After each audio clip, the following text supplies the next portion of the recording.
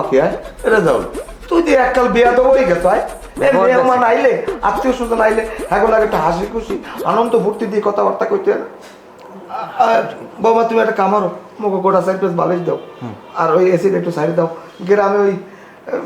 ঠান্ডা আছে এরপর ওই না না এসির মধ্যে থাকে তো সারাক্ষণ গ্রামে বসে সরষা মানুষ কালো হয়ে গেছি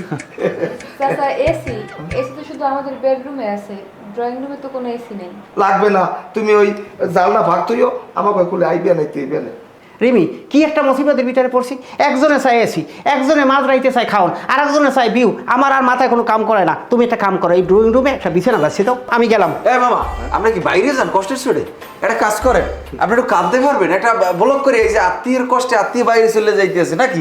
এইটা যদি একটা ব্লক করি মামা ব্যাপক বিয়ে খালি আপনার একটু কাঁদিয়ে দেওয়া লাগবে চোখ দিয়ে পানি বের করতে পারবেন আপনি মরিচের গুঁড়ো দিয়ে কাটলে হইবে এইবার তোর দেন পারবেন মামা বুঝলাম না কিছু ভালো বিয়ে তো করলাম না নাকি ওটা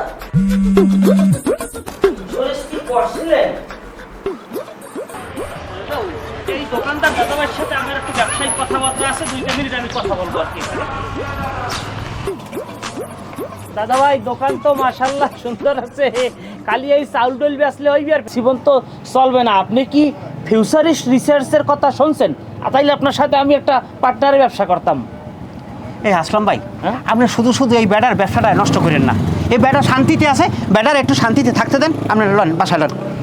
বেটা রেজাল্ট তুই বেশি কথা কত এগুলো বুঝবি না দাদা ভাই এটা হচ্ছে গিয়া মাল্টি রিসার্চ পারপাস বিজনেস বুঝছেন দেখা গেছে আপনি কোনো কাস্টমারের ফোনে 20 টাকা রিচার্জ করেছেন এবং সেই রিচার্জ করার পরে তার মোবাইলটা চুরি হয়ে গেছে তাহলে চুরি হয়ে যাওয়ার পরে সে যদি এখানে একটা বিমা করে এবং এই চুরি অবস্থায় সে আমাদের কাছে সে অভিযোগ করলে আমরা তাকে 5 জিবি ইন্টারনেট ফ্রি দেবো তাইলে সে রিস্ক মুক্ত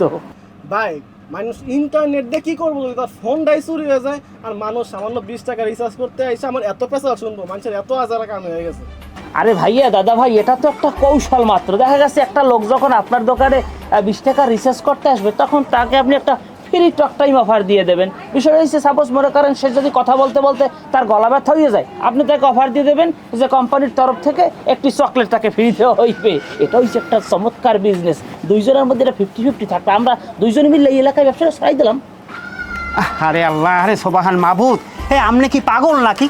এই বেটা হইলে চা বিস্কুট পান সিগারেট বিক্রি করে আপনি আইছেন এই দোকানে ইন্স্যুরেন্স করতে ভাই আপনি ওনার কথা শুনবেন না এই লন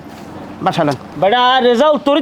চুপ থাক খারাই থাকাই না দাদা ভাই আরেকটা বিষয় সেটা হচ্ছে যে শুধু রিসার্চ সেটা কিন্তু নয় আপনি এখানে দোকানে যে চাল ডাল বেচেন সেই চাল ডালের উপরেও আপনি যাইয়ে দেখা গেছে একটা সুন্দর বিমার প্রজেক্ট ধরাই দিতে পারে দেখা গেছে আপনি 20 গ্রাম ডাইল বেচছেন ডাইলের সাথে যাইয়ে 10 গ্রাম বাসায় যাওয়ার পর কাস্টমার দেখলো পাথর বাজিয়ে গেছে তাইলে সমস্যা সে যখন অভিযোগ দেবে তখন আপনি সেই 10 গ্রাম পাথরের বদলে আপনি তাকে 2টি আলু এবং একটি পেঁয়াজ তাকে ধরাই দেবেন এখানে কোনো কোম্পানির আপনার কোনো লস নেই কেন লস নেই কারণ দেখা গেছে 1 বস্তা আলু কিনলে আপনার তো 2 কেজি আলু নষ্ট হয় 2টা পেঁয়াজ নষ্ট হয় এইতে করে আপনি দিয়ে দিলেন কোনো লস নেই ব্যবসাটা কিন্তু ভালো বুঝছি ডাক্তারের ভাই আমার এই দোকানটা রেখে আপনাকে পাগলখানা মনে হয় আপনাকে হাতেও ধরি পায়েও ধরি আপনারা আমার দোকান থেকে চলে যান তো আপনাকে দুইজনের ভয়ে আমার কোনো কাস্টমার দিতেছে না